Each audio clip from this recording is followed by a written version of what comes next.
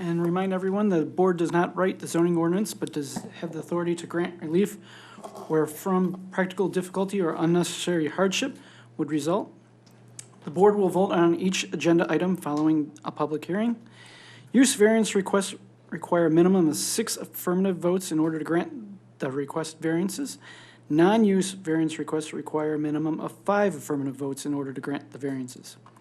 If you would like to request the board table or adjourn your case due to the absence of a full board, which, as you can see tonight, we're missing 2 people, you must inform the chairperson immediately after the public hearing. Petitioners shall do their best to limit presentations to 10 minutes.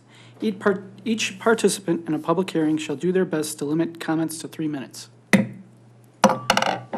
So we'll call to order the meeting. First item on the agenda is approval of minutes for July 11th. Motion to approve.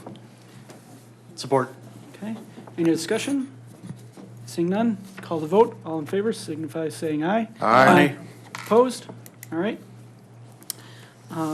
First, we have an old business from last month, case number 190723. Public hearing on the appeal of Kelli Lewton. I might have said that wrong, sorry. Petitioner and owner for the following variances at 4105 Highfield Road. A, waive 9.4 feet of the minimum required front yard setback of 44.4 feet. B, waive 8 feet of the minimum required rear yard setback of 35 feet. C, waive 2.8% of the maximum allowable total lot coverage requirement of 30%. And D, waive 286 square feet of the maximum allowable ground floor area of 800 square feet for an accessory structure. Now, last month, we did have this open to public hearing, but is the petitioner here present?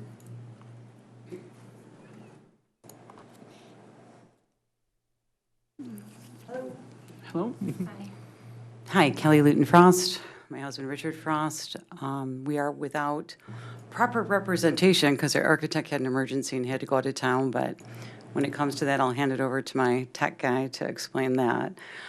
We heard the neighbors, we heard the board, we went back and we believe we thoughtfully addressed everything, and we're excited about the changes, and we're excited about the possibility of investing in Royal Oak and building a beautiful house on Highfield. Oh, yes. Please state your name and address for the record, sorry. Oh. Kelli Lewton, 3409 Chester, Royal Oak.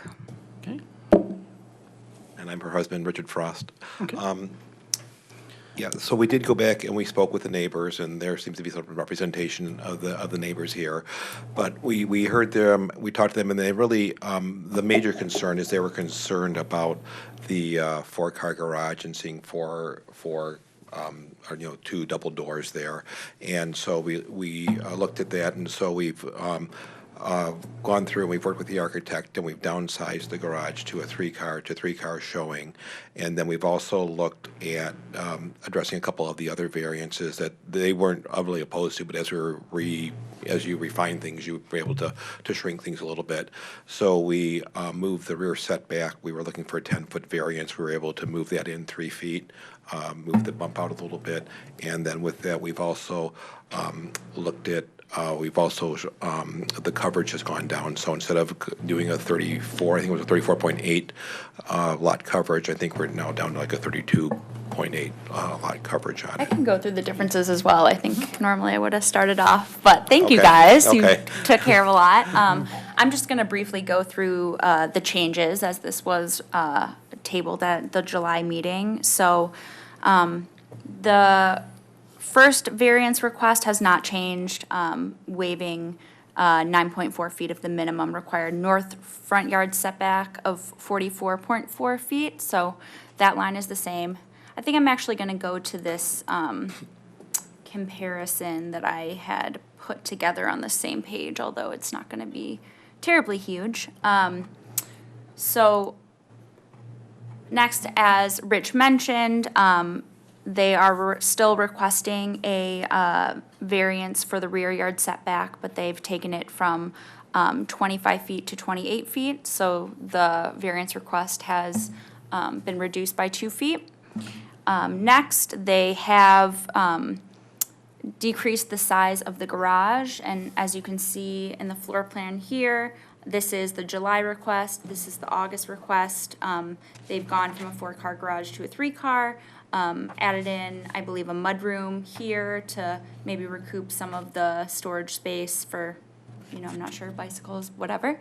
And then due to the decrease in the accessory structure, there's also a decrease in the lot coverage waiver. So going from requesting a waiver of 4.1% of the maximum allowable total lot coverage of 30% to waiving 2.8% of the maximum allowable total lot coverage of 30%. We've also sculptured the driveway a little bit, added some curve to it, so it's originally it was kind of a very wide driveway. We've narrowed that, softened that off the street a little bit too, so that, would decrease runoff and then also improve the aesthetics of the neighborhood. Other questions for me? I see the rear yard, the rear setback, it says it's going from 25 feet to 28 feet. But then I'm just a little confused in the comparisons, because then you're saying it's going from 10 feet to Oh, I'm sorry. a 10-foot waiver to an 8-foot waiver. Are we waiving 8 foot or are we waiving 7 foot? Maybe the math was wrong there. So in 10, yeah. We are waiving, exactly right, 7. It's confusing. I did it's a reverse math, right?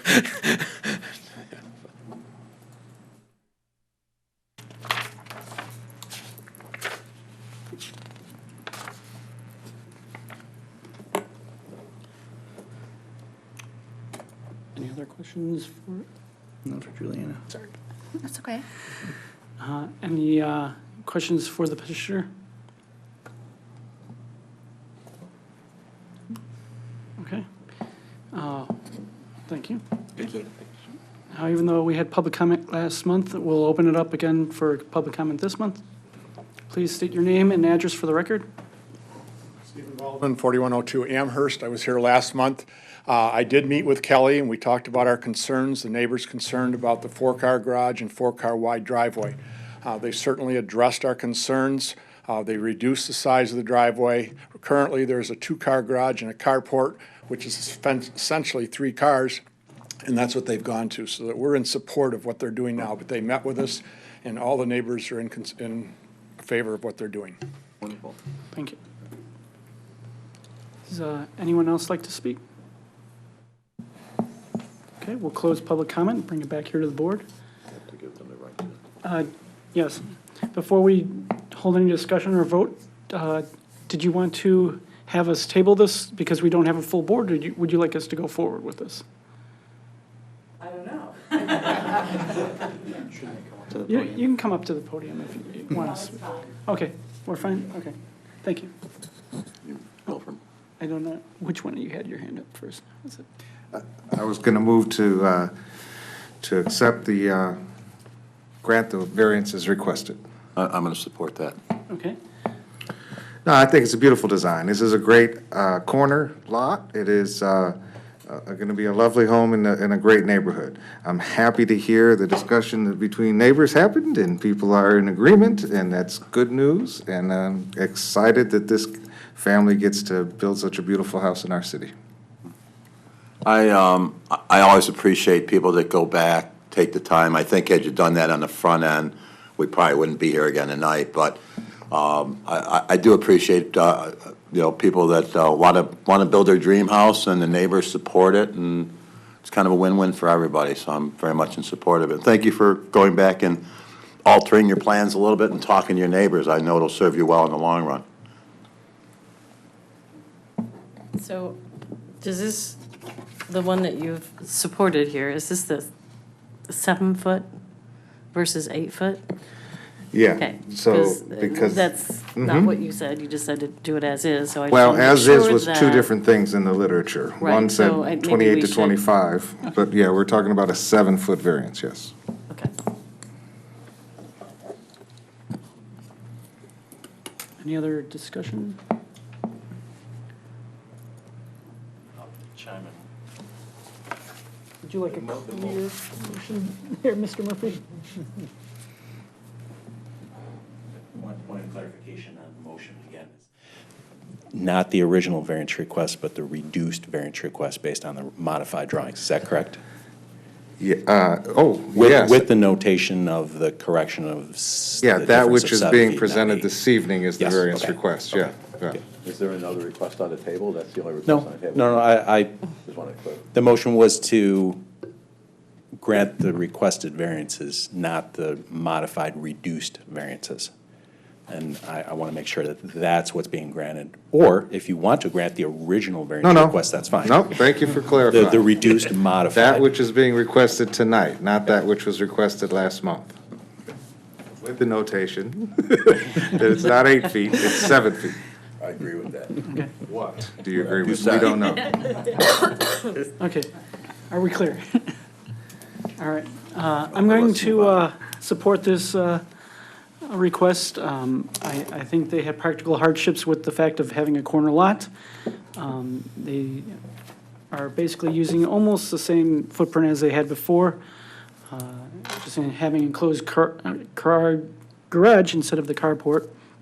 So I think this was a nice compromise that they worked together on this unique corner lot. So I am in support of this motion. Anyone else? No? Okay, we'll call the vote. Said. All in favor signify by saying aye. Aye. Opposed? Motion carries. Your variances are granted. Next up, that was it for old business. Now we move on to new business. Case number F-19-08-04, 625 Midland Boulevard. Would you take it away, Suanda? Sure. All right, so this is a fence variance request. The subject property is located at the intersection of Midland and North Alexander Avenue. Let me actually go to, here's a nice image. So the petitioner is proposing to fence in their rear yard with a 6-foot fence, but given the home to the north along Alexander facing Alexander, that means that they actually need to maintain 2 front yard setbacks, and the fence ordinance states that a fence in the front yard may be no taller than 4 feet in height, and so the petitioner is seeking a variance to waive 2 feet from the maximum permitted fence height of 4 feet within the front yard setback along North Alexander. Any questions? No? All right, seeing none. Is the petitioner present? If so, please come forward, state your name and address for the record. Good evening, Dan Rozak, 625 Midland Boulevard. Sure. Yeah, I don't know if you guys saw the additional information I presented as well. We moved in April. We've been building for about 1.5 years now. And on the property, corner lots in the neighborhood, or at least our plan has always been to put in a privacy fence. We have 2 young kids that just enjoy the outside and running around, and so we want to have a fenced-in property to make sure they're safe from not only other animals running around, but just in general. Individuals that do walk by, it's a very highly pedestrian area as far as down Alexander with walking and walking with dogs. So we want to keep them safe. And in the neighborhood, if you're familiar with the neighborhood, as far as on corner properties, a privacy fence is nothing unique. We just have a very relatively unique situation in our area where the lot behind was split and then put a house sideways on Alexander. So kind of a surprise when we're going through to get plans ready to go for the fence. I was not aware of that ordinance. So we have spoken to the neighbors behind us that do face Alexander, and they have no issues with that fence going up. I think, the ordinance is probably relatively to protect, their views outside of their front yard. We're far away from any type of intersection. I think, as you can see, very far from both Alexander and Midland, and as well as their driveway, as far as the setbacks for those areas in your ordinances. So that's what we're here to ask for. Ms. Anderson? Your neighbor right across the street from you is also on a corner, and they put in a lovely metal 4-foot fence. So they're in the same position as you. Is that something you've considered? Because you can also add screening with trees and bushes and things like Sure, that. we have considered. In fact, we discussed, what their thoughts were as, on ours as well as what they did. And choosing wrought iron, we actually looked at a white picket fence for that to have privacy in the back and the side, and the back on our other neighbor's house, and finish it off with a privacy fence, or a picket fence. But as we're looking at it, if you've seen, if driven by our location, our main area we want to be at is also up on a raised patio we have coming out of our back door wall. That just with the fence and that, we're going to be up to a level where you're going to be kind of on display, I'd say, and the privacy fence will help with that. As far as screening with arborvitae, yes, I do. In fact, a gentleman I work with just did that as well, but it's going to double the cost of our effort to put in almost 70 feet or so of arborvitae to screen that in. Plus, it was going to take some time to grow that foliage there to provide the privacy we're looking for. So we have looked at it and we have thought about it, but. And what would you do if your request was denied tonight? Well, I probably would have to take back and look and see the other options and probably put this off a couple years to save up for the funds to look at the arborvitae option.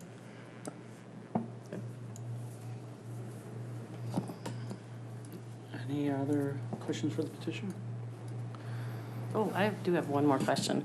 Is the chain link fence yours, or does it belong to that other neighbor? So we believe it belongs to us. I've had the discussion with the neighbor behind us. So when we did move in, it was wrapped all the way around our property.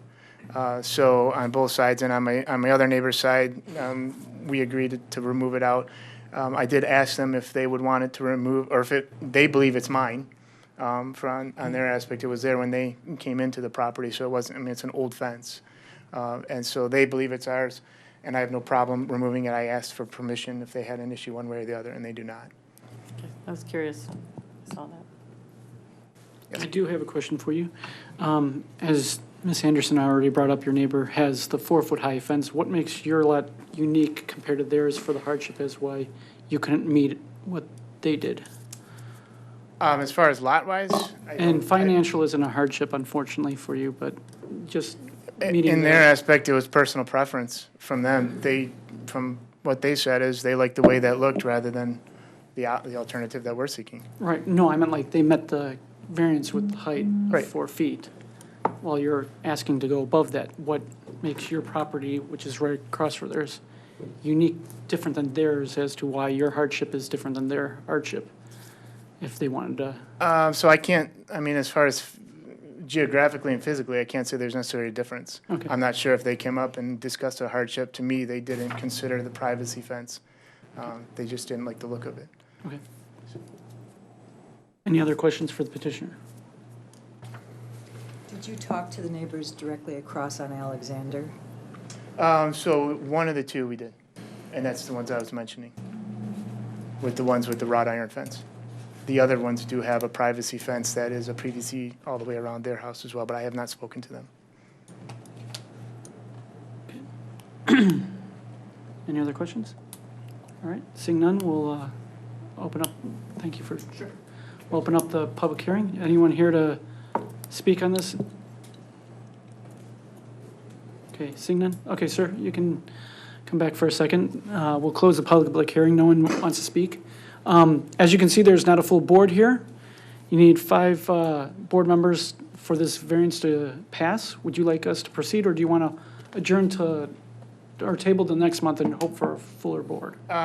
We'll proceed. Okay. we've been waiting All right. along for this.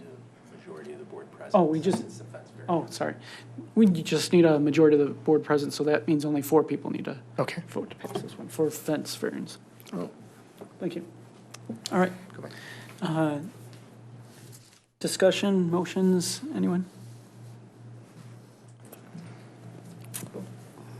Well, you know my feelings on some of these fence requests, and I think this one is more of a financial and request than anything from what I've heard. I haven't heard of any hardship. I think that it can be resolved in other ways, just like their neighbor across the street. And I think that even though it may take a little bit longer to put up some soft screening, that's an opportunity to do that too, so. Is that a motion? I will move to deny case number F190804. Is there support? I'll support. Okay, thank you. Any additional discussion there, Ms. Anderson? I really think that's probably it. There's different ways. If they want a little more privacy, they could maybe do something closer, something around their patio, I guess is what we're thinking. So I think that there's other alternatives that would work just as well in this case. Ms. Zukin, do you have anything to add? I would just add that, we have this ordinance about corner lots, and to some of us, it's a surprise when we find out we can't build a 6-foot fence, but it's there for a reason. If it's on a major road, that could be a practical difficulty, but in these neighborhoods, I see it as a barrier that's unsightly and not really welcome. So I think 4 feet is plenty, so. Okay. These fence variances that come in front of us are always hard for me to deal with. In some parts of the neighborhoods, we have a lot of them. In those areas, they look pretty crowded, and it looks like just a bunch of fences.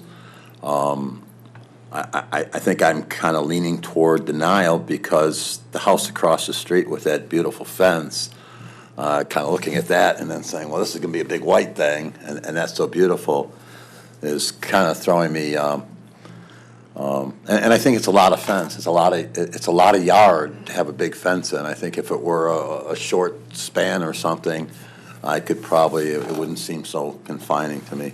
So I will be supporting the denial. Okay.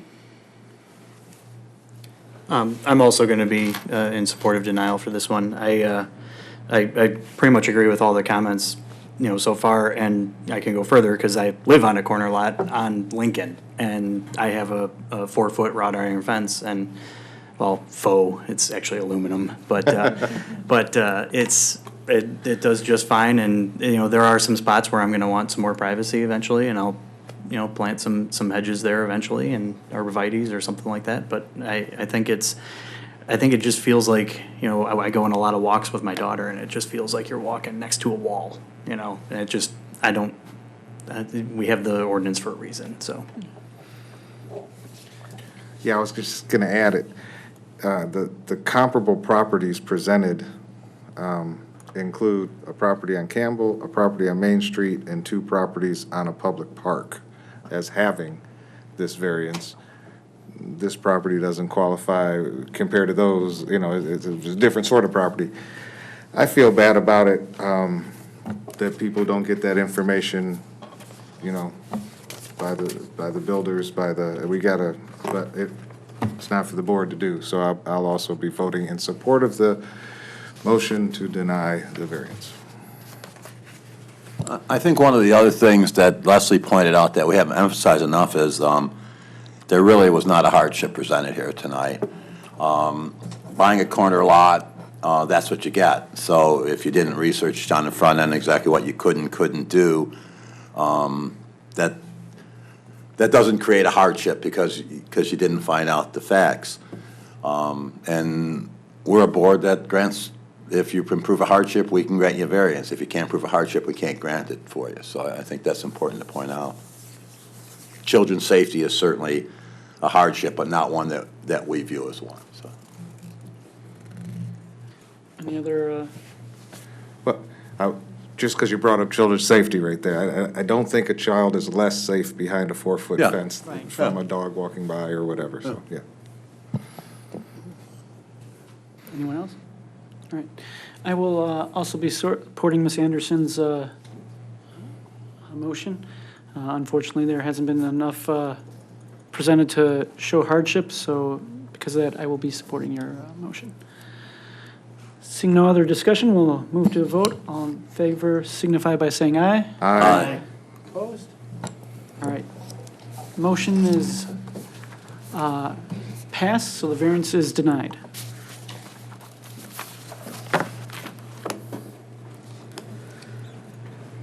Come on. Okay. Going to the next case. Case number 19-08-29, 212 North Edgeworth Avenue. Public hearing on the appeal of Christopher Adams, petitioner owner for the following variances. Mr. Murphy. Well, I'm getting set up. Sorry. You're really looking forward to this, aren't you? Just jump right up there. I'm just ready. Ready? I've been working on it for a while, so. We had to bring in a bullpen artist here, Yes. so. It is a lot.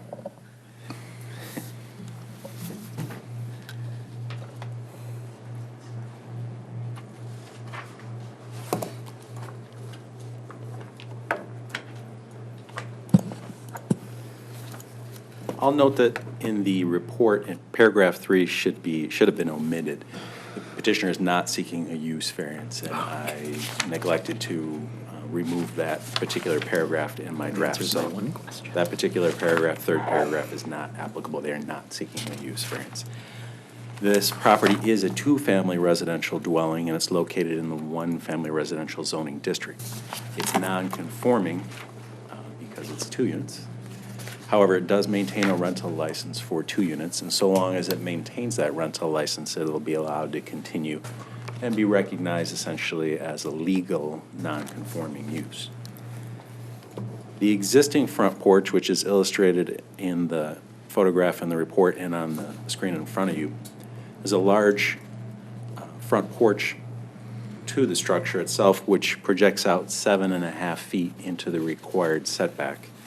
The ordinance allows for a front porch to extend, and steps to extend no more than 7 feet into the required front yard setback.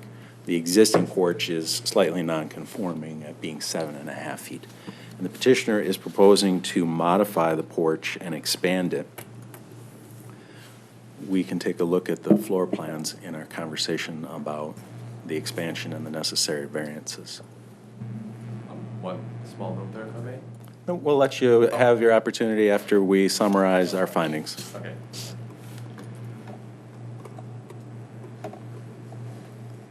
I'm having difficulty downloading the document from the website, so I'll try and get it off the city's server. In the meantime, they are proposing to add an extension to the existing porch or enlarge it, and the enlarged portion extends an additional 9.3 feet. And at its closest point, the new modified front porch and steps will be 7.6 feet from the front property line. So again, the existing porch is non-conforming. It's half a foot into the required setback. They're seeking to go an additional 9.3 feet. There are steps that lead to the off the side of the porch and extend to the existing driveway. The petitioner is proposing to remove those and relocate the front door of the dwelling to have steps that lead to the front towards the sidewalk. And the petitioner is also proposing to widen the existing driveway. And if I can get to the drawing, which I'm having a difficult time doing, that'll help our conversation. So please bear with me.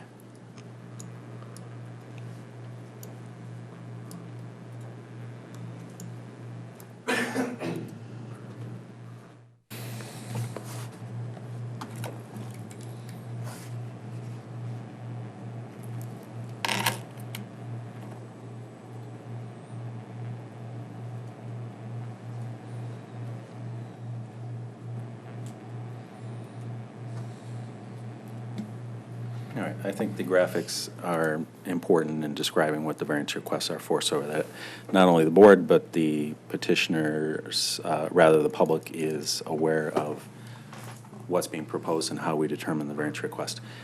The survey that you see on the screen in front of you illustrates a driveway width of 28.3 feet. We allow a maximum driveway width of 25 feet. They're seeking a variance to have a wider than average driveway.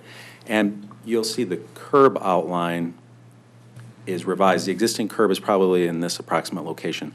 The new curb would extend, and there would be hard surface or driveway all the way up to the new steps and the driveway which extends along the side of the home.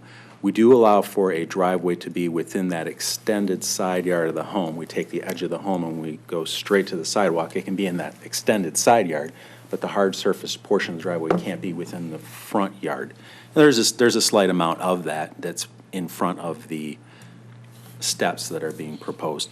And the petitioner is seeking a waiver to allow that portion of the driveway to be within the required front yard area. There is an existing accessory building garage on the site, and the petitioner is seeking the opportunity to demolish it and to construct a 26-foot wide by 30-foot 5 deep new garage, and it'll have an extended roof line that is a 4-foot extension by the entire length, 35 feet of the structure. And the square footage of the entire new accessory building exceeds the maximum allowable 800. The total size of the new accessory structure is over 1,000. It's 1,050 square feet. It's less than the maximum allowable 10%, but it's in excess of 800 square feet. And therefore, they require a variance to be able to construct it in that current dimension. The dimension is shown. They are also proposing to have it located 2 feet off of the property line. At the height that they've indicated, it requires at least a 5-foot setback, and the petitioner is seeking a waiver of the difference, 3 feet from the minimum required 5-foot setback. All of the structures on the site can cover no more than 30% of the lot area. And in this particular instance, all of the modifications that the petitioner is proposing would cover 34.8% of the lot.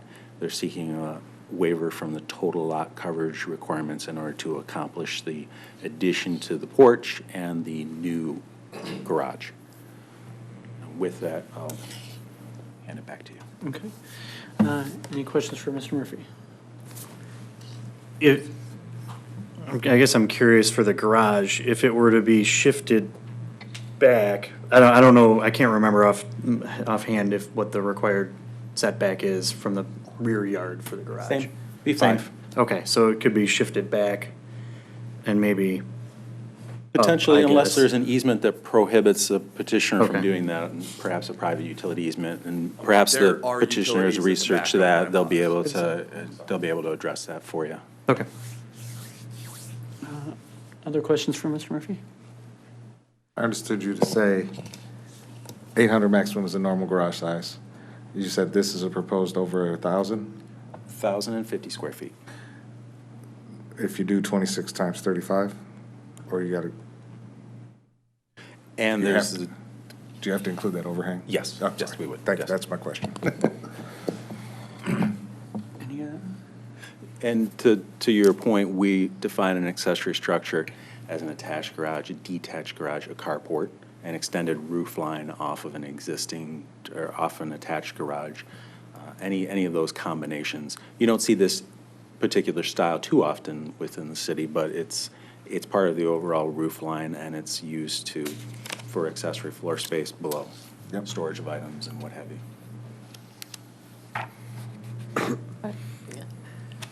Joseph, what are the illustrations for the frame at the bottom there? I'm I not was wondering that, sure. too. There are examples. They do not match the proposed, the survey illustrates a particular size. The specifications that are provided are examples, and you're correct, they do not match what's identified on the survey. Okay. I found that very confusing. Yeah. I did too, because I wasn't sure if it was gonna be a garage or carport. Garage. Yes. Any other questions for Mr. Murphy? I have a quick one for you. You mentioned something about it being under the 10% maximum, but on the variance, it talks about 6.9 maximum allowable coverage needing to waive. The proposal covers 6.9% of the lot. It's allowed to cover up to 10%, but in no instance, no matter what the lot size is in town, can it be bigger than 800 square feet. So while this is maybe a little bit larger lot size, it's in excess of that 800 square feet. Okay. Sorry, I was just confused. Sometimes on smaller lots, a Yeah. 10% lot coverage for an accessory building or a garage would limit them to 400 square feet. Okay. Okay, thank you. Any other questions for Mr. Murphy? Was there something here that was like a back staircase that you're removing? Is that, am I? Mr. Murphy. Sorry. Yeah, the petitioner can illustrate how they've done some modifications. No and longer, continue. they're taking down the back staircase. They'll be able to talk about how their overall renovations relate to that, okay. correct? I have no other further questions for Mr. Murphy. We can see the petitioner is nice and eager, which is good. Please state your name and address for the record. Chris Adams, owner of the house, 212 North Edgeworth. I'll start off with the fact that, yes, this is a two-family home. There is a second person who lives upstairs, which does mean that there are multiple vehicles present, and there is a single car with driveway to drive up currently. So that means that only one vehicle can park in the driveway or the garage at any given time, because you can't get out if they're parked there. You also cannot park or drive across the grass next to the driveway. I did find that out the hard way, because that's not allowed. I'm from Wyoming, so we don't usually worry about that stuff. But there are rules that I can't do that, which is fine. What I'm trying to do here is make my property legally conform and be the best fit for both me and my tenants and the neighborhood, to try and get some of the vehicles that we have sitting on the street into the driveway and into the garage. So I will start with the front porch. The porch itself is not going to be changed. The porch will stay as is. I'm removing the stairs from the side of the porch, and the plan is to put them on the front of the porch. So all the glass itself will stay the same. The two windows on the, I can talk loud if you guys can hear me. Is that fine? Okay. So the two windows on the right-hand side there. It'll go to the elevation. There you are. Yeah. So the two windows on the right-hand side there, you can see, will become a door with a window next to it, because that is a 4-foot wide section of the two windows. There are 4-foot wide door and window options that fit right in that spot. So the plan is to remove the steps from the side of the house and put the steps on the front of the house. The purpose for doing this is because the steps currently extend about 5 foot or so out into the driveway, which means I cannot drive past them. They are in the way of driving up the side of the house, so it impedes the parking area. The purpose of putting them on the front of the house is to allow that area next to the house to be used as parking area, so that you can fit a vehicle in there. The purpose of extending the driveway out to the edge of the property line is, again, so that you can fit 2 cars up the driveway with ample room to park them next to each other and open the doors so that you don't hit each other. It is a 2-family home, so it's a tenant. You don't necessarily, I do know my tenant right now, he's a great guy. That doesn't necessarily mean that will always be the case. It doesn't necessarily mean that they won't be driving in and out at 3 a.m. because that's their work schedule. In an attempt to make it easy for everyone, I'm trying to make the easiest access available. That kind of moves us on to the garage. So the driveway extends all the way back to the garage. The garage was pushed back 2 foot farther than the current garage towards the back. The front edge of the garage was pushed back 2 feet to allow a slight kick out to the garage doors. There will be 2 garage doors, one side for the tenant, one side for the owner, or a second tenant should I ever move out. And the purpose of that is to have the ability to drive the cars up and then park the cars in. The reason that I have pushed it so close to the property line, I chose 2 feet because there is a 8-inch overhang, or a 6-inch overhang, and 3 inches of gutter. And I assumed a 4-inch gutter because it's, you know, a little extra inch in case, you know, the big gutter's big or it's plastic or whatever. That gives me 1 foot on the outside of the garage, and then a full foot to the edge of the property line. So the roof line is 1 full foot away from the edge of the property line. So that keeps space there, and it also allows me to drive the cars in without having to try and curve to get behind the house into the garage door. So that's why the garage is pushed that close to the property line on the south side. The size of the garage was chosen, like I said, to get 2 cars in, but there's 2 cars and there's 2 families worth of storage space for a garage. So, you know, 1 family, 1 car in a garage plus some storage space. If you have 2 families, you have 2 cars plus a storage space on the end of each of the garages. So each bay would have a parking spot and some storage area in front of it. That's why it's as long as it is.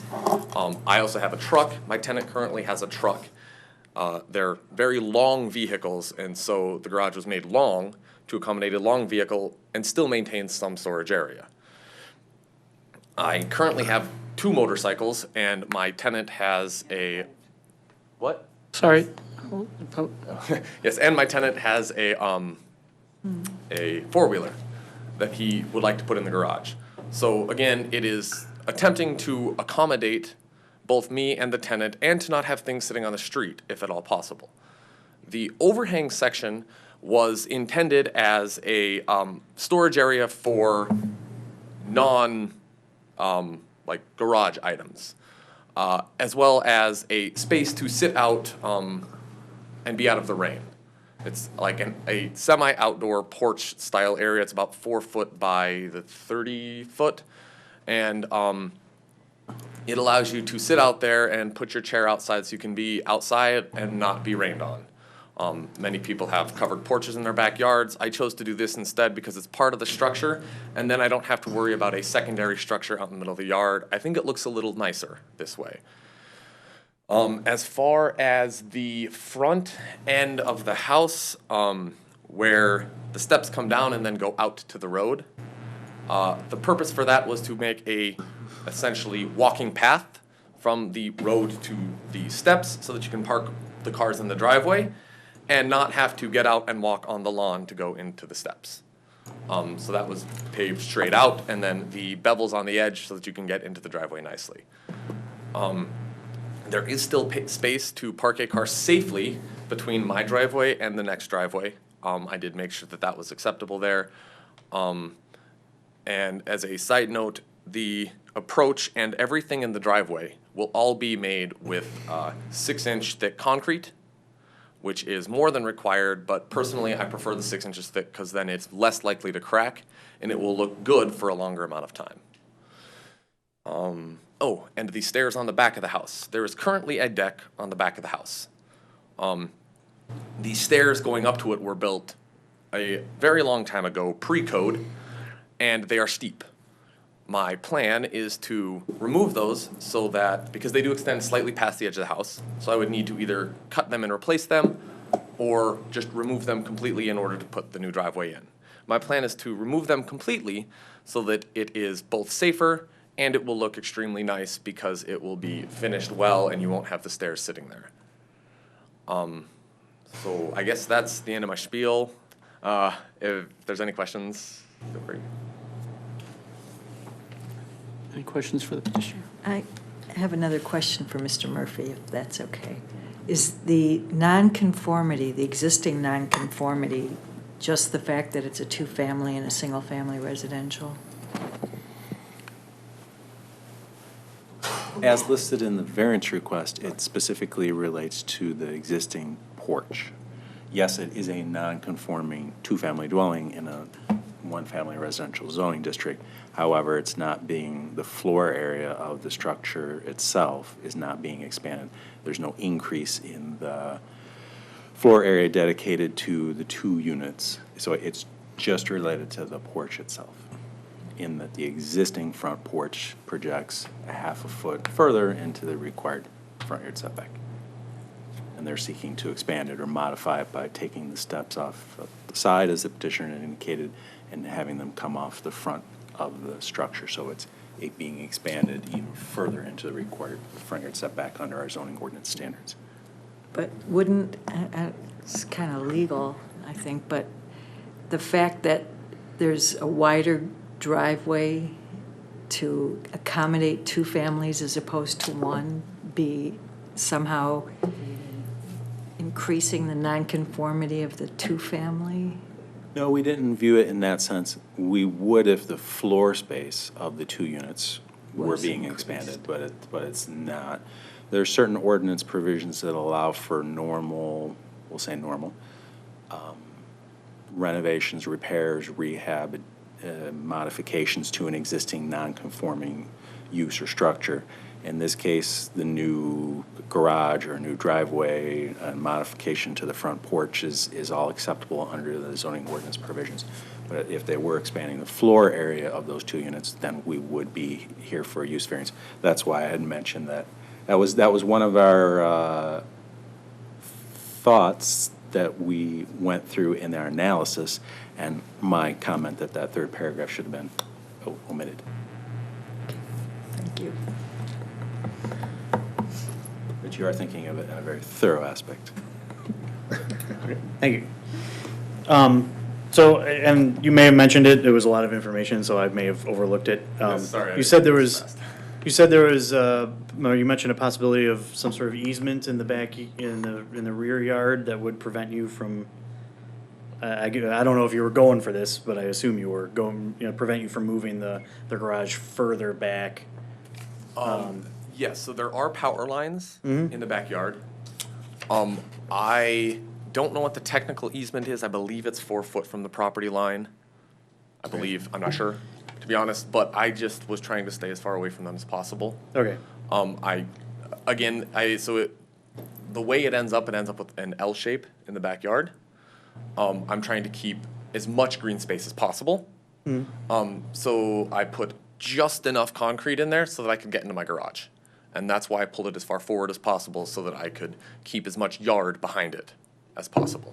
Okay, but you could theoretically move the garage back and push it more into the center of the yard and thereby reduce what the side yard variance request that you would be needing, at least just with respect to that one variance.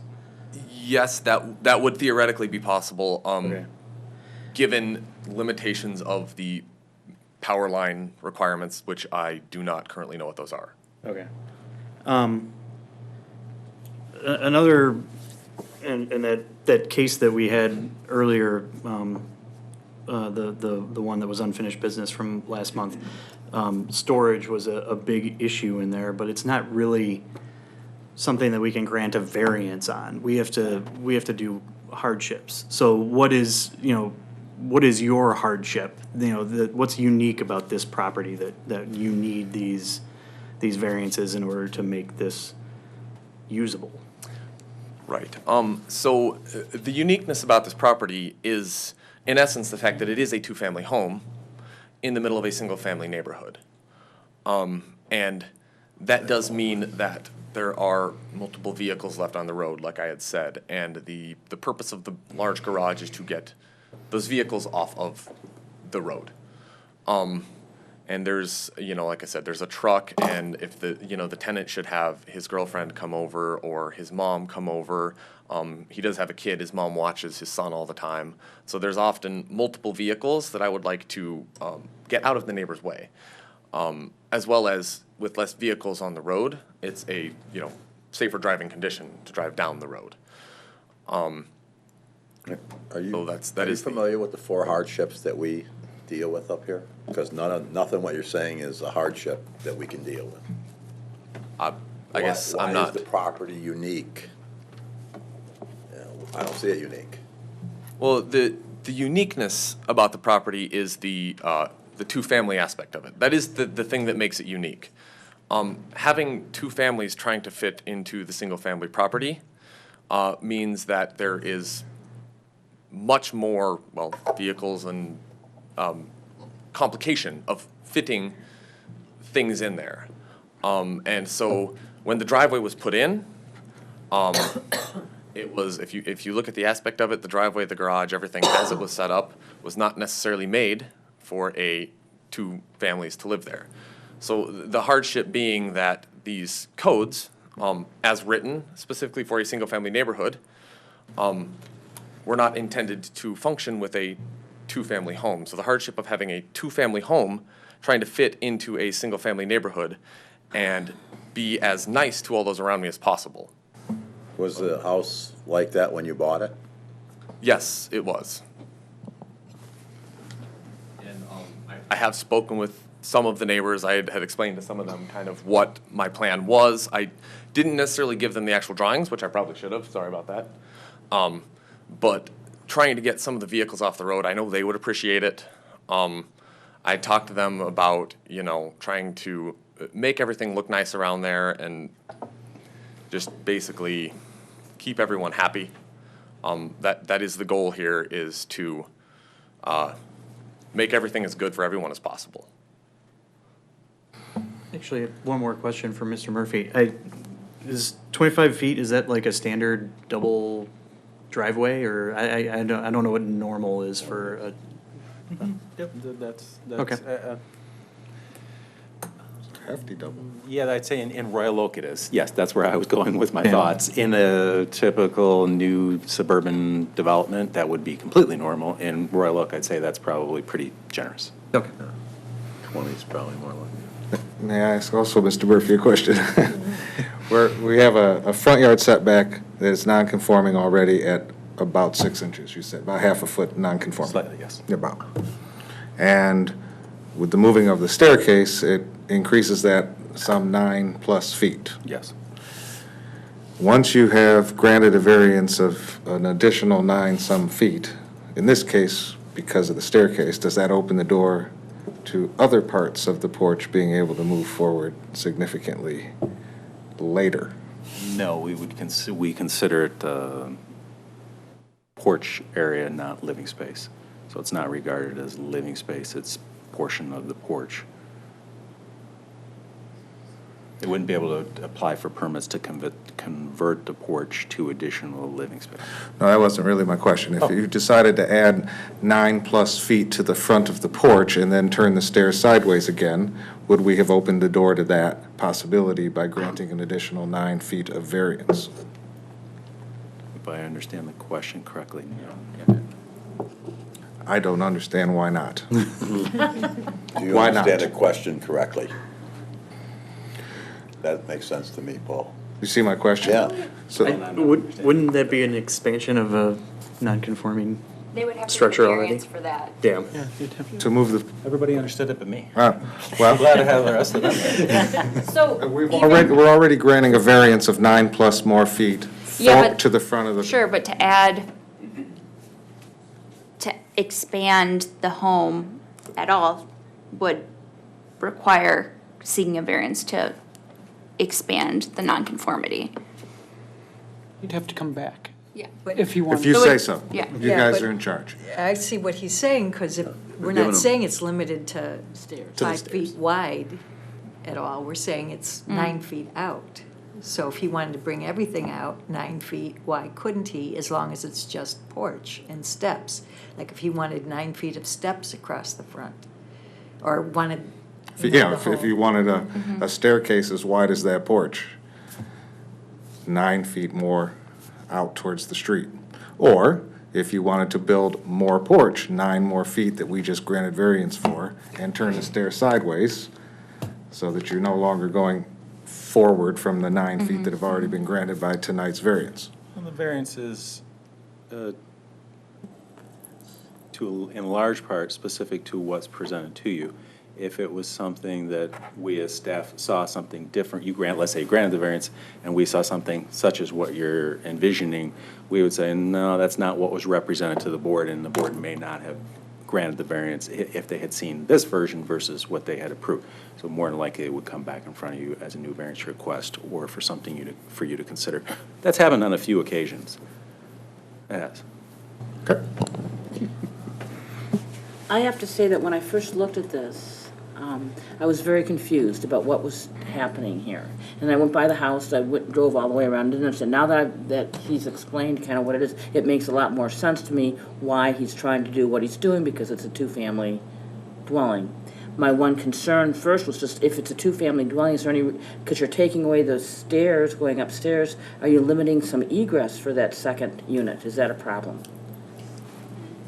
The petitioner would have to meet the building code requirements, and perhaps you'd be able to add some comments to that. Yes, so there is a set of stairs inside the house that goes right at the south side.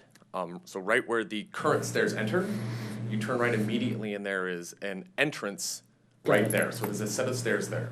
There is a door to the back porch area. So there, where the stairs went up the back, that was only to a porch or a deck. It was only to a deck in the back. So what I would be doing is removing the additional stairs to the deck. So there's still obvious egress out the main area. There's still a deck there. Yes, there is still a deck there, so you can still get out. And once approved, I will be buying the fire ladder thing that the code requires to be able to egress. So the code does require a method of egress, and the fire ladder thing, I'm not sure exactly what it's called, but that special roll-up fire ladder does meet that code. And I would obviously be putting that in there. And any other necessary things that I can take a look and make sure that as I'm doing it, I am meeting all of the fire egress codes. And then just one other thing, I'm looking at, like, because now all of a sudden the stairs are really coming out closer to the street, you're really limiting that, and it looks like there's, 7 risers there. Any thought to turning, instead of the stairs coming out and going to the south, what if they came out and went to the north? If that would change anything or lessen that closeness to the street? And so I had considered that, having them go out and to the north, and I did really like that idea. But the problem with doing that is, again, now the stairs go to the north, and I would have to have some method to get around to them, which again would mean more concrete in the front yard, which I was kind of trying to avoid. Got it. So I was trying to do it with the least disruption. What if you, I'm not trying to tell you how to do your thing, but would you be opposed of us granting only the variance of allowing, say, 5 feet, because you turn basically you take how they're positioned now, Yes. and you move them over and center it more so that it's centered in the case instead of coming out the side there. This way you're still coming out the side you want for the stairs, and we're reducing the variance. Would you be opposed to that? I'm not totally sure what you were saying. Okay. The door? I'd suggest that we hold the public You're hearing. saying turn them Okay. sideways and have a Further landing, conversation or? As opposed to redesigning Okay, aspects. no, sorry. Yes. Any other questions for the petitioner? I do have one other question for you. I know you were inclined to want to have that overhang, and that is factoring into your accessory structure being much more over. Just the footprint of the garage is 910. Would you be opposed to shrinking down the width of the garage so that that outline of the garage and not the overhang would actually meet the 800 square feet? So in which case, maybe that makes it down to 26 by 30 instead of, trying to do my math real quick in my head as to what that would be. Let's see, or 25 times 30. Yeah, so it would end up as a 26 by 30 would be just under the 800 square foot. So the purpose of picking the structure as is with a 30-foot garage, the ability to fit multiple vehicles in the garage is reduced, and so then there would be more out. So somebody had mentioned that there was a boat. The tenant does have a boat. His plan was to put the boat in the garage. It does need that additional space to fit the boat. So the actual purpose was pretty much designed to fit a current situation, but in addition to allow any potential situations that might cause other people in the neighborhood hardships to be eliminated. Okay, so that's no, okay. Yep. Any other questions? No, okay, thank you. All right, thank you very much. We'll open up the public hearing. Please come forward one at a time. And please address comments to the board, not to the petitioner. Bruce Allen, this is my wife. Susan Allen, We live at 211 North Edgeworth. directly across the street from the property. So the hardship has really been on the neighbors, really, with multiple cars parked in the street for long periods of time. In the boat. And the boat parked in the street for long periods of time. So I appreciate Chris trying to do something. He's really never came to us and discussed anything with us, and we live right across the street from him. We've seen no plans. What concerns me also is he had a problem with, I think, a water problem with his structure, and a couple months he worked on it, and 6 months. I don't know how many months, and there was stuff, debris and everything piled up, and it was just a mess. So, you know, I'm not against improving and getting those cars off the street and the boat off the street, but in the past, he hasn't been what I consider a good, considerate neighbor. Yeah, I agree that I kind of like the idea of the garage, but yeah, it's a two-family, but one family owns 2 motorcycles, a boat, a car, a truck, and a work van that's driven home almost daily. So that's what we've had to deal with, parked all along our street. We can't park in front of our house normally. Also, another thing that concerns me is, like he said, debris and garbage sitting in front of his house for months on end. Is who's going to be doing this work? And, you know, I have a fear that he seems to like to do his own work, so I would like to know who's going to be doing the work and if they are going to be getting rid of the garbage and the construction debris within a normal time frame. So, and also, is the steps, the variance is just for the steps, correct? The porch isn't increasing? No. Okay. So I guess I wouldn't have an objection to that, but, and then the wide driveway, I'm not sure. We haven't seen any plans or anything. This is the first we heard about it when we got the postcard. So we're just very concerned about what the whole thing's gonna look like. And, you know, with the big wide driveway and all these cars and trucks and boats and everything parked, I can't even picture, I can't imagine all that's gonna fit in even this huge garage. So that's basically our concerns. Thank you. Anyone else like to speak on this matter? Come forward.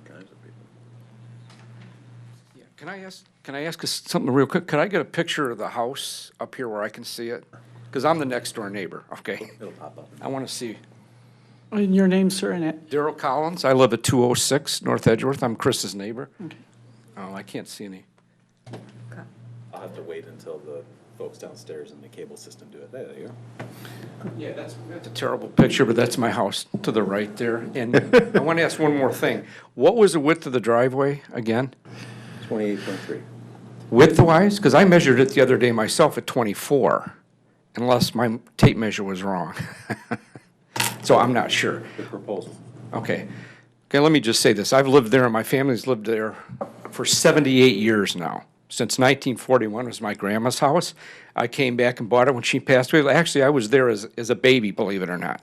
And I moved back there, and I've been working on it for 30 years, and I'll never be done. It's an old house, and I don't have any problem with what Chris wants to do with the front of the house, because I showed him pictures of the way it used to be. Steps in front, none of that stuff, the garage, I don't care. My contention is, ever since Chris has moved in, we've had a little problem with him realizing where his property ends and mine begins. Since we don't have fences, I have a clean out in my front yard, which he's driven over before after I asked him not to, right? Please, it's already broke. Don't stay out of my yard. He's driven in and through my backyard with his cars and trucks. I mean, in my yard, not on the corner. Driven an F-150 up to my front porch, and it does minor damage, but that's trespassing, right?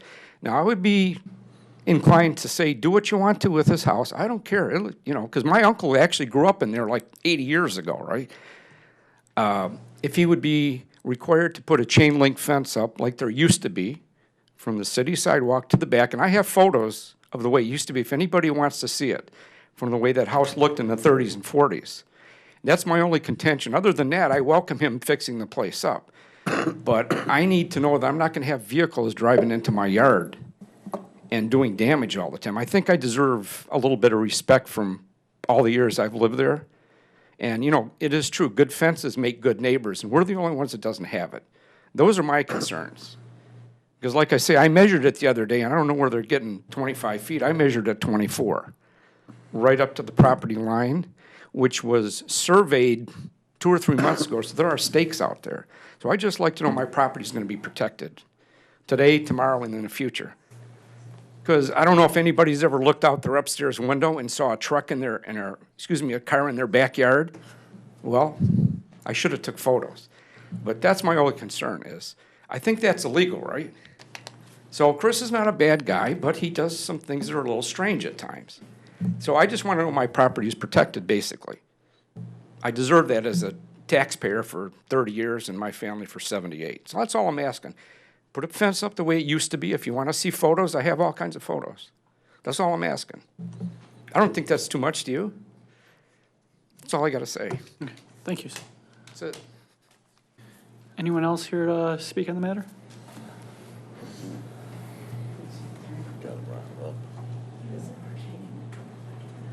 Good evening. Good evening. My name is Mary Ann Hall, and I'm new to the neighborhood. I didn't move into the neighborhood until this past February. What address are you at, ma'am? Oh, 207. Okay, thank you. When I married Mr. Clem. So I am a very new person to the neighborhood. I didn't live in this area. I haven't lived in Royal Oak since I was 5 years old. So it was interesting to me to look and study the neighborhood since it was so different from what I was used to. What was the same to what I was used to was that every house, many, I shouldn't say every, most of the homes were well taken care of. They were neat, they were clean, the grass was cut. There wasn't garbage, there weren't things laying around in the yard. This is, however, the case with Chris's house. There was, he cleaned it up this week. There was garbage all over the yard. There was garbage on the boulevard for a long period of time. There are still pieces of, I'm not sure what they are, machinery, sitting out in front of the garage that have been there for months. The garage door is open. Ma'am, sorry, I don't mean to stop you. Do you have anything related to the variances he's requesting? Yes, I do. Okay. I'm getting there. Sorry, because cleaning up, unfortunately, is nothing regarding. What I'm concerned about is, it was alluded to earlier, I think, by Sue. Projects have been started that have taken an enormous amount of time. And so if you grant the variances, I would be very reassured about it if I knew that there was going to be a time limit and that the work was going to be done by a licensed contractor. Because in past practices, it's not been great. And I thank you for giving me the time. Okay, thank you. Anyone else here to speak? Yes.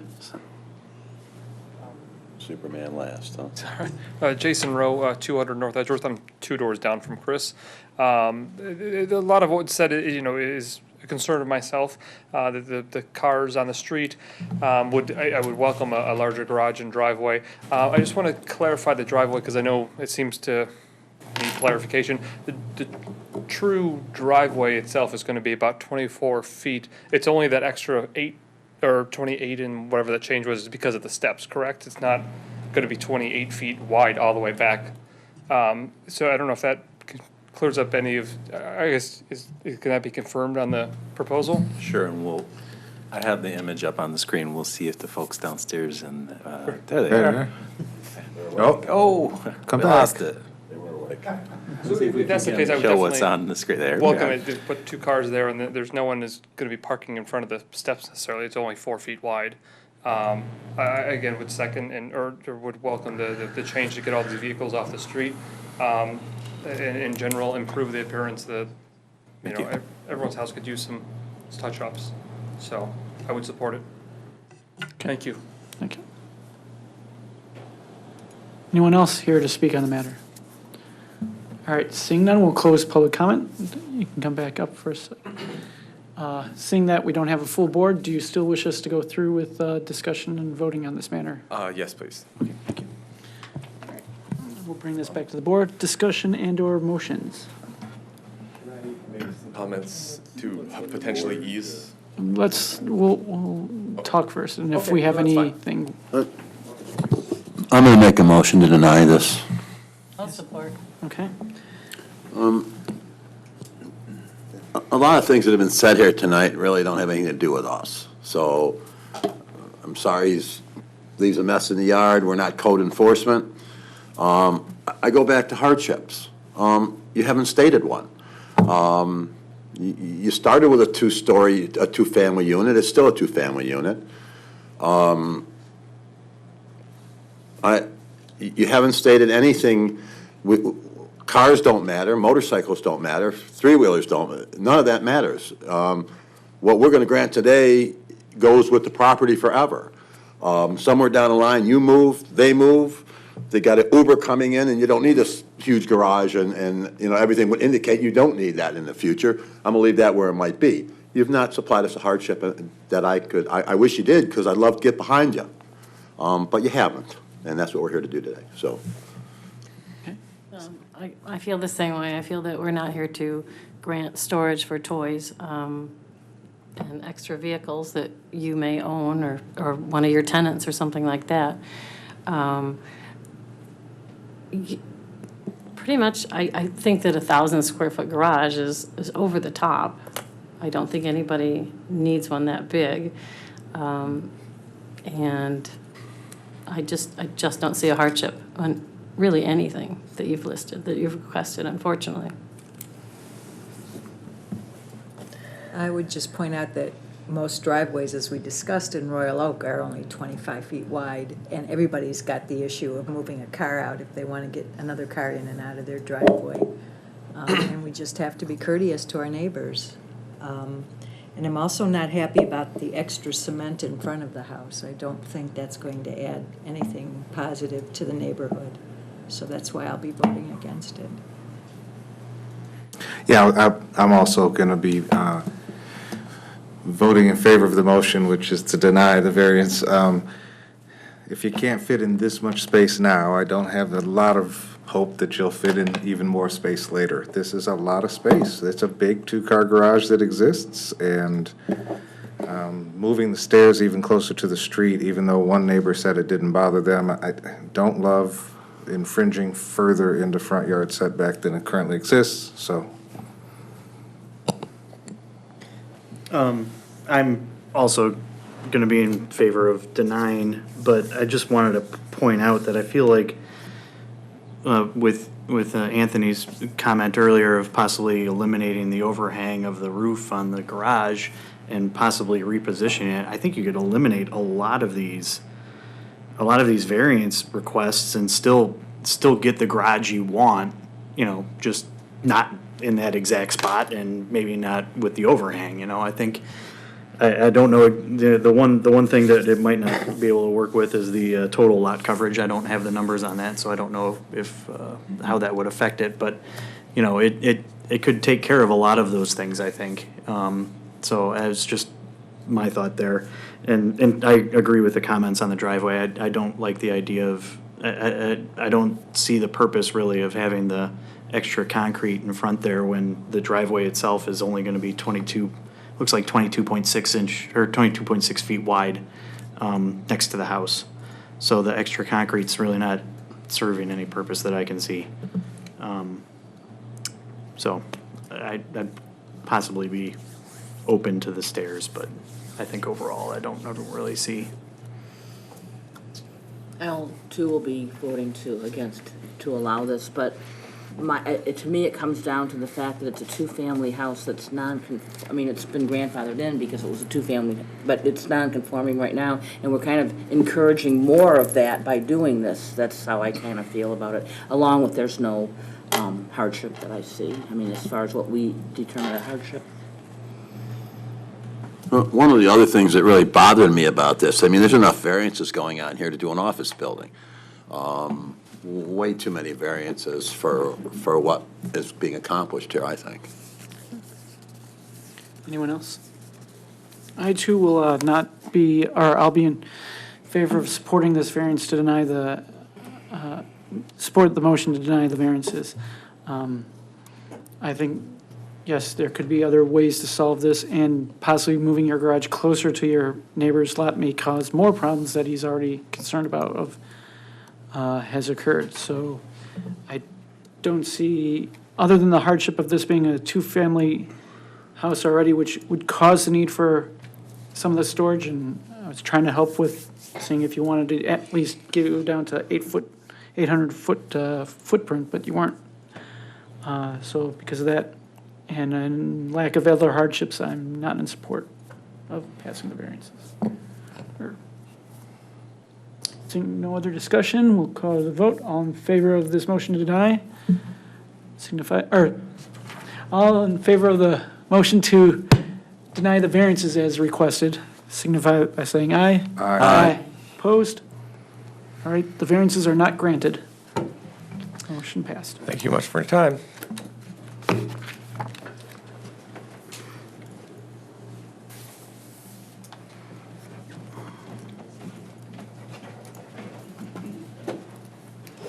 Hey there. Yeah, I am ready. Joseph opened it up for me. Nicer to you than I was to Oh, you're Joseph. fine. Next case is number 190830. 618 East University Avenue. Public hearing for the appeal of Jacqueline Kina, petitioner owner for the following variances. Yeah, so the request before you is for 618 East University. I'm gonna go down to a survey so you can get a sense of the property as it exists. I'm gonna zoom in here. So this is located in a single-family zone district, but the lot itself is non-conforming in terms of area and width. So the lot is 40 feet wide by 100 feet deep, and the total square footage is 4,000 square feet. So that does impact the variances that they're going to be requesting today. So essentially, there is a two-family home, and the petitioner requests to add an addition on the second floor. The home happens to have a non-conforming side setback. For the lot width, 4 feet would be required, but only 2.5 feet exists. With the addition on the second floor, they would be, moving into their lot, thereby expanding this non-conforming setback, hence the first variance request to expand or alter a non-conforming structure. And then relatedly, to waive 1.5 feet of the minimum required 4 feet east side yard setback to continue that 2.5 foot setback. And the other variance request before you is to construct a new 2-car garage. Currently on the property is, I think, a 221 square foot garage that I'm not certain whether it can actually accommodate a vehicle or not, but they propose to demolish that and to build something that's 21 feet by 21 feet. That results in a garage of 441 square feet. That doesn't meet our 800 square foot cap, but due to the size of the lot being only 4,000 square feet, that size does get them past that 10%. So they are seeking a variance to waive 1% or 41 square feet of the maximum allowable lot coverage for an accessory structure. Questions? Do you have further questions? I have one question. I thought I heard you say it's a two-family house? No. Oh, I might have misspoke if I said that, but it's in the Two-story. one family residential zone district, but it doesn't meet the minimum lot dimensions for a one-family residential property.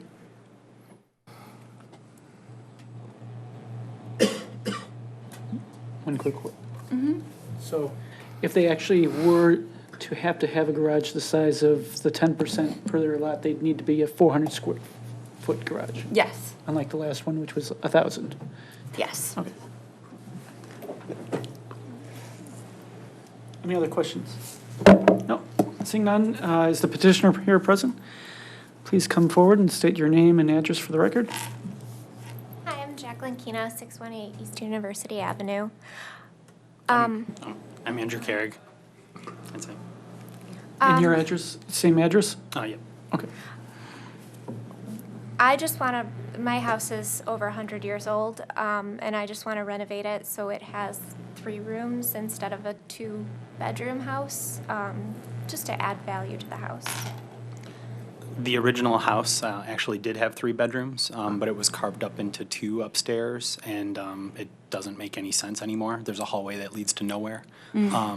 So part of this is actually the expanding and altering a non-conforming structure. All of the variances that we're seeking for the house are already there for the base house. We're just moving them up to include this a second floor addition that would cover the first floor. So right now, the second floor roof is incredibly steep. I've had to work up there, and I have to have a harness and throw a rope over the front of the house and tie it to the tree, more or less. It's not They super. have, they have people that do that stuff, by the way. Oh, yeah, I know. Well, I was not exactly the most wealthy for a while, so you gotta save money where you can. But yeah, so this new roof will provide a lot of help in that way as well, because the roof will not have that incredible grade anymore. It'll be regraded in one nice slope on the back. So yeah, like I said, all of the house variances that we're seeking are already in place.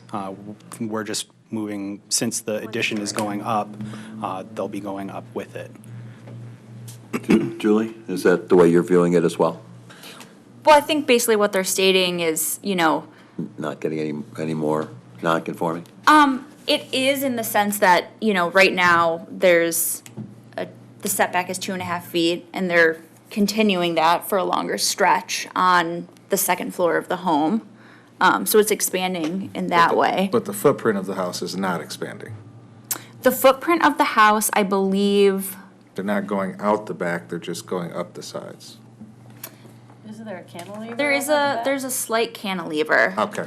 But it is not expanding the footprint of the house significantly. I think the cantilever is about 10 inches past the first floor. And I believe currently the first floor part of the back is just like a covered porch, and you're planning also to turn that into living space and then add on that second floor above it. And it does cantilever, 10 inches, I think, past that first floor. Okay. But it doesn't require any sort of rear yard setback variance or anything of that nature. That whole section of the back isn't covered porch, though. Part of it is kitchen and is already enclosed. The other part is a small enclosed porch. Good question. The vacant lot right next to you, did that used to belong to you? Because I'm looking at your garage from an aerial view, and it appears that the door isn't even face on if you were driving into it. So you would have had to access it from some No, it's face on. It's Is not a it? regular garage. Yep. It has like barn doors. Yeah. Oh, okay. Then maybe it's just they very open. light, and I think you had a big shrub there that I couldn't really see it when I was driving by, so. But that's what I was wondering, as I thought, well, maybe because you sold off one side or whatever, that you came in from a different direction.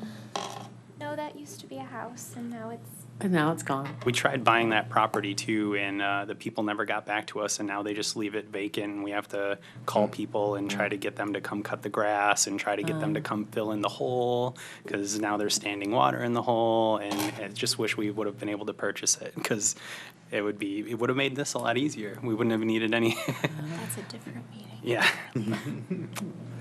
That's straight out of Parks and Rec. Any other questions? Exactly. No? Okay, thank you. We'll open up public hearing. Anyone here to speak on this matter? Okay, seeing none, we will close the public hearing. As asked everyone else. There's only 7 of us here. Do you wish us to go forward, or do you want us to table this to next month? Yep, and then, oh, just to be clear, the garage does not fit a car right now, unless you have like a very small old Volkswagen Beetle or something, but yeah, does not fit a single car. All right, thank you. I'd like to move to grant the variances as requested. Is there support? Support. Okay, thank you. Mr. Curtis? Yeah, I mean, this is talk about a postage stamp size yard.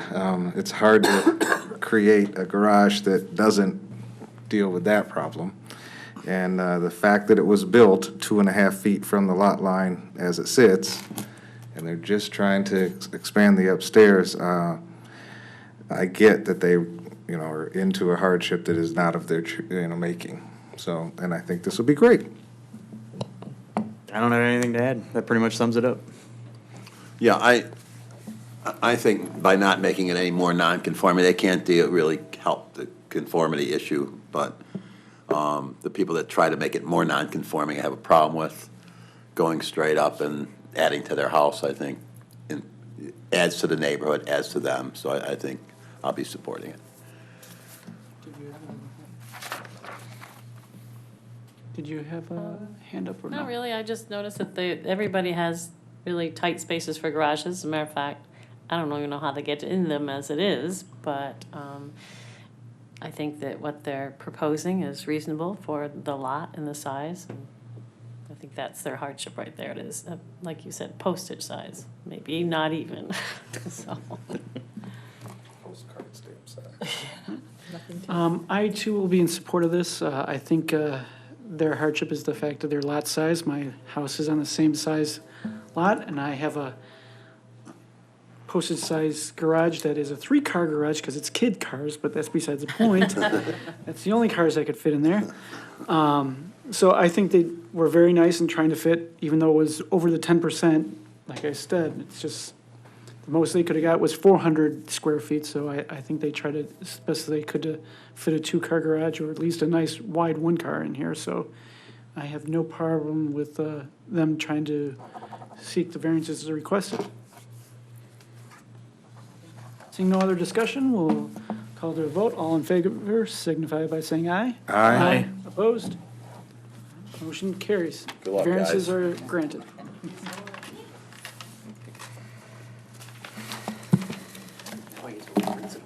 Now, round and table we go. Yep. We're just Mr. making it Murphy. fun. We're just, adding some movement. Welcome back.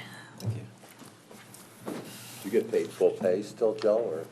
Just curious. Just curious. All right, this is. Should I talk to you if I don't? Case number 1908-31, 220 Josephine Avenue. Public hearing on the appeal of Eric Smethurst, petitioner and owner for the following variances. Mr. Referee. This site's improved with an existing single-family home, and the petitioner is looking to add we'll refer to the drawings, a second-story, an attached garage to the dwelling that has living space on the second floor of the attached garage. I'm going to zoom in, and then I'll make some more comments here. Little unique design in that you'll see on the screen in front of you the outline of the petitioner's home, which is sited on predominantly is on one side of the property, and the petitioner is proposing to utilize their existing driveway to add an addition to the rear of the dwelling for, again, a garage on the ground floor and living space above. So the driveway, someone would drive up and then turn into the garage and the reverse, thus keeping most of the unimproved portion of the lot. There is living space above the proposed attached garage, and we require a rear yard setback. We measure it to the nearest point of living space. In this particular instance, we measure to that second floor of the proposed attached garage because it has living space to it, and it's required to be at least 35 feet. Petitioner is proposing to have a 28.5-foot setback. Therefore, they're seeking a variance from that minimum standard. The ordinance does allow an attached garage to go even closer to the property line if it does not have living space above it. And that could be accomplished with a differentiated roof line. But again, the petitioner is proposing to have living space above the attached garage, and in that instance, we apply the 35-foot setback standard, whether it's to, like the previous instance, directly to the dwelling itself, which is separate with a separate garage. In this case, it has an attached garage as being proposed. One question. So you're saying if there wasn't living space, but it was the same height, but maybe with a different roof line, they could go back as far as they're going? We would make them lower the roof line and demonstrate to us that there was no physical way to get to the space above the garage from the second story of the home. So it could still almost look the same to the neighbor behind it, but... If it was a lower pitched roof or a differentiated roof line, so there was no physical way to get from the second floor of the home to the space above the garage. Yes. Thank you.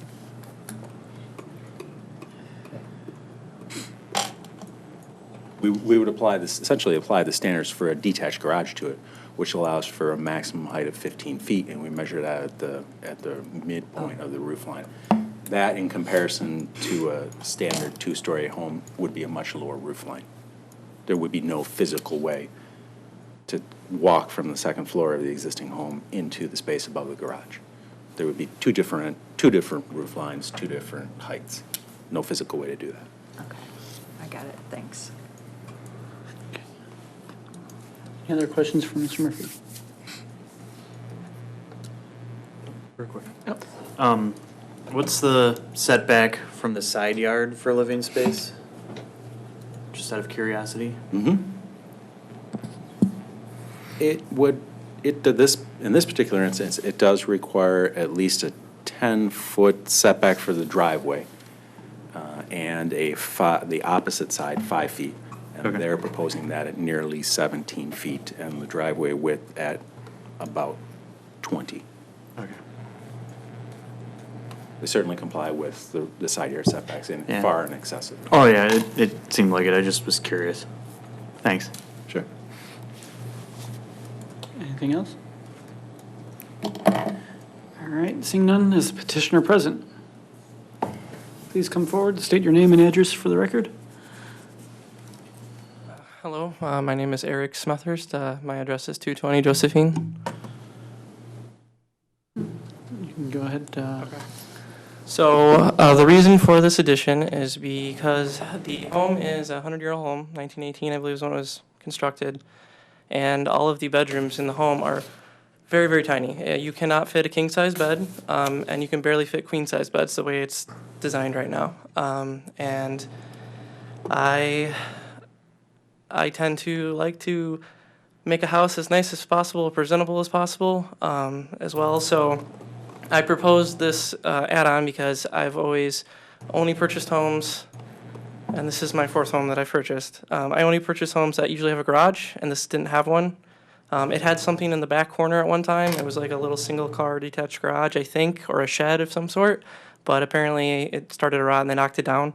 And I purchased the home, and there used to be a huge oak tree, which is the picture of the bobcat or whatever it is out front.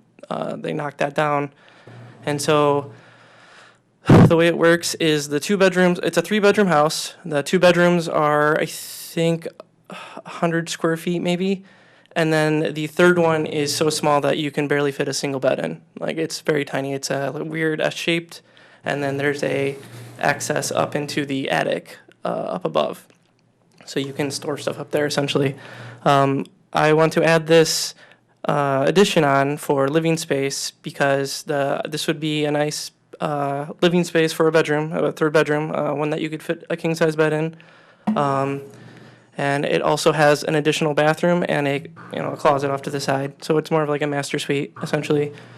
And the reason it's a 2.5-car garage and the way it's offset is because to access it, you will have to enter the small 3rd room in the back, go to the left and walk up some steps into this space, because that's the only way to access it, unless you were to do it from the garage, but then you can't consider it to be a living space, and then it really defeats the purpose of having a living space above.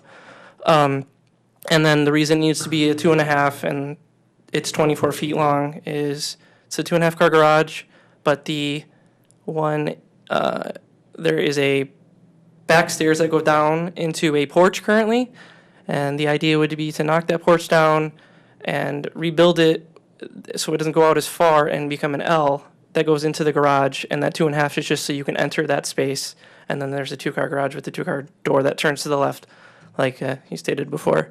So that was the best way to compromise without actually doing any major construction to the yard, changing the layout, changing where the position of the driveway was, and not knock down any necessary trees or anything like that.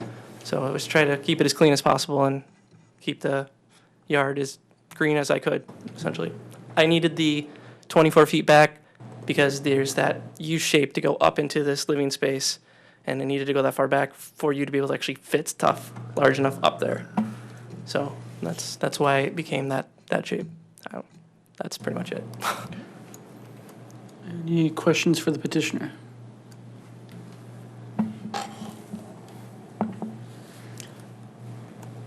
Yes.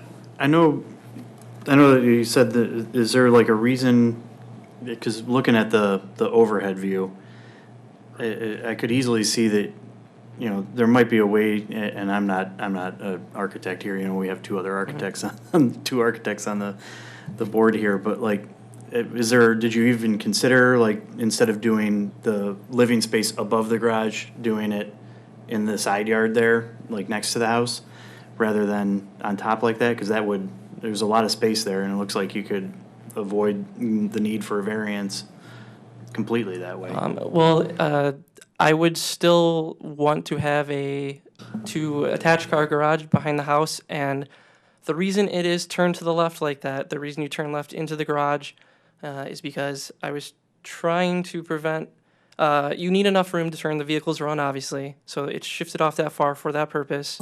And then there's also the old existing space where the single car garage used to be, so to turn out you can back up into that, you'll never touch the grass, it would just be all cemented there. And then the reason it comes out to the left to go above is just because why not add it to a structure I'm already building instead of taking up more yard, adding a living space over here, I would still need the garage in the back. No. Detached or attached. Okay. And it just worked best that way. Because the variance you're requesting, you only need it because of the layout of the yard. living space. If you didn't have that living space up there, Sure. you wouldn't need the variance at all. You could still have the garage. Yeah. Where in the exact place you have it with a 2.5 car garage. I understand, you know, the desire to not, you know, encroach into the yard, but I mean, you have the space there for it. That's at least how I see it.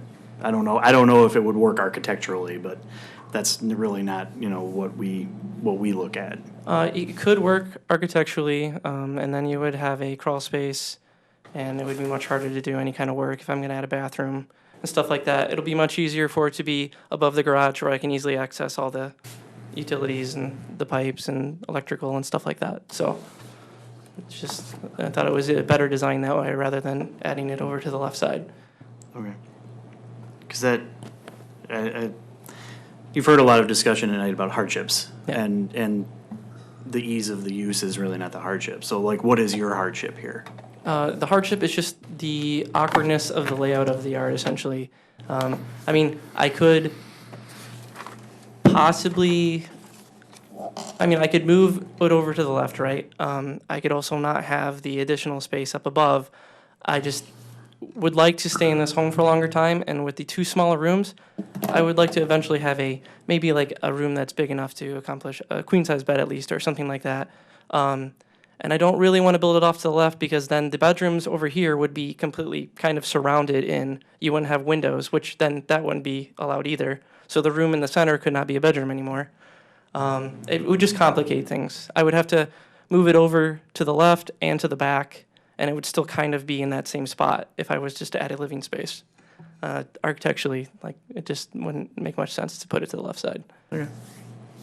Thanks. I would remove a actual bedroom to make another larger bedroom next to that, and then the third bedroom would still be the tiny one that you can't really do anything with. Any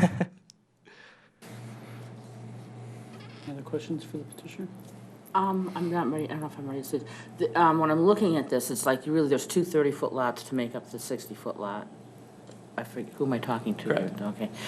Does the garage, because it moves over a little bit to the north, I guess that would be, does that go on to the second Yes. lot? It does go on there, okay. The reason for doing that, I thought about this lot, I kind of wanted to keep it open, but it's on a T-shaped, like the road comes down from Woodward, and it's got a T-shape left and right there. And I thought about moving the garage, or like the driveway over there and putting the garage to the left side. But then you'd have to do all that curbage work, you'd have to move the sign, and you'd have to conform with all that stuff. There was trees over there, and there was that huge front tree in the front of the city's property, but they knocked that down when I first moved in, so it's just... And then I wanted to one other question, and just, I'm not trying to redesign your house, I protected, but you went up over the top of the garage, and then it's kind of a little awkwardness a little bit with the stairs going back up there. Did you ever why didn't you just go build your master suite totally above second floor of the existing house, and then still put your garage on the back? I don't know, I'm just... Well, I was trying not to do any additional work to the existing home. I thought just adding on above the garage where I'm already building a structure, it would just make sense to build it above that instead of taking off the roof, adding another level to that, and then having the garage in the back. So, I mean, it is a possibility. I suppose you could build above. I never thought about doing that just because I was already building one structure. I didn't want to do the whole thing. So. Any other questions? Well, I do have one, sort of, and I appreciate what you were trying to do with the back there of making the garage with the living space above there a little nicer with the two dormers. But as what's been alleviated or already alluded to already, the hardship, I'm trying to understand more because theoretically you could have had the living space stop with the dormer wall, maybe a foot more to, let's say north, or is that south? South. And then instead of having two small dormers, you could have made it bigger and you'd still have a large space up there. Or you do the second story thing. So I'm really having a hard point as to where the hardship is that makes us unique, that you couldn't do something that's already possible to be done. Well, again, the idea of building above, because of the existing layout, I was trying to keep the current home without making any changes to it. I suppose you could make an upstairs. I don't know how you would do the architecture for that quite, just because of the way the layout of the house is. It's just one long living room, and then there's these tiny bedrooms over here. I don't know where you would put a staircase to get up into those areas. Well, not trying to design. Yeah, still, sure. but- It just made the most sense, and it was just the easiest to do. Again, the only reason it's off to the left is so, I mean, the garage was going to go to that spot no matter what, because just the way the layout is, there's no good way to put a 2.5-car garage in that area. I can't go further back because there are power lines. Originally, I was just going to build a detached garage, and the power lines being above, I can't get enough height there, or I can't build it without being right into the power lines. And that would be much more of a headache trying to deal with that than just building this with the variance of the 6 feet into the backyard. So that was the reason why that was positioned in that location. First of all, was because of the power lines. Okay. Any other questions? All right, seeing none, we'll, thank you very much. We'll open up the public hearing, although we don't see anyone here, so anyone to speak? No? Okay, we'll close the public hearing. As you can see, there's not a full board here in front of you. Would you like us to deliberate on this, or would you like us to table it till next month? Please go ahead. Okay, thank you. All right, we'll pull the discussion back to here. Discussion or motions? Ms. Hugan. I'll move to adopt the variance request. I think there is a hardship here. I think that T Street causes a problem with him going out to the right at all, going out to the north of the property.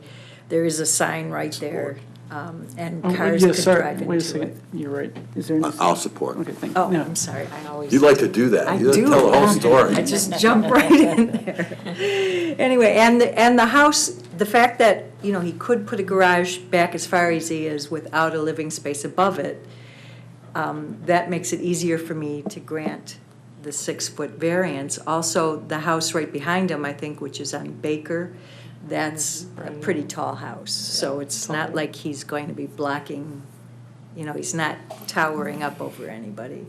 So I don't see a problem with it. I think it's a minor request, and that's why I am moving to adopt it. Yeah, I feel kind of the same way. As I look at the property, the property is a little strange. I mean, not perfectly square, could probably have dealt with. But, you know, again, I'm looking at 6.5 feet to really enhance this gentleman's property, so I think that's reasonable. I appreciate that someone didn't come in for a lot split on this, because all the other houses are on the 30-foot lots, so. I think he has some valid reasoning behind all of this, and I appreciate that he's even trying to keep the green space and the trees that are there, so I will be supporting this. Not that those trees are one of our criteria, but I like the fact that we're. Two trees. I heard that, yeah. I was leaning towards no on this at first, but like the more looking at it and talking about it, this is a weird lot. Yes. I don't know how, I can't see any other way to make it work, so I think it's reasonable for what he's got.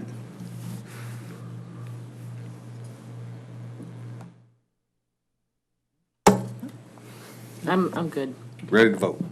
Right, well, I unfortunately, being the architect, I can see the solution, so I unfortunately will not be supporting this. I think he actually could have extended the dormers all the way to the stair and stop the bedroom wall short of that 6.5 and have actually a bigger size room up there and meet the criteria. So unfortunately, I won't be supporting this.